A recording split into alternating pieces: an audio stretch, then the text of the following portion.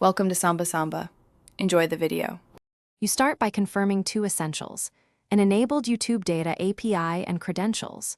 Create an API key for simple requests or an OAuth 2.0 client ID for user actions.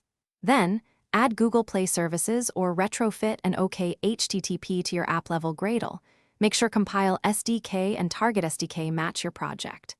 Once done, declare internet permission and any OAuth redirect in Android manifest. This avoids runtime network failures. Now you have the prerequisites and can begin coding the API client in Android Studio. Now you build the client.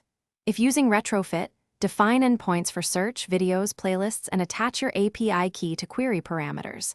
Alternatively, use the Google API Java client and set YouTube scopes with an authorized credential. Implement authentication.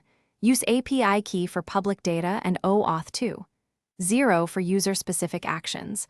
Launch the consent flow and persist tokens securely. Parse JSON responses with JSON or Moshi, and always execute network calls on background threads to keep the UI responsive and avoid ANRs. To finish, integrate the responses into your UI. Map search results to Recycler View, show thumbnails, and support pagination with Next Page token. Confirm uploads, playlist edits, and metadata updates using the correct scopes. Make sure to check quota usage and implement exponential backoff for 403 or 429 errors. Refresh OAuth tokens automatically when expired. If something breaks, recheck credentials, package name and SHA1 on Cloud Console, and inspect error bodies.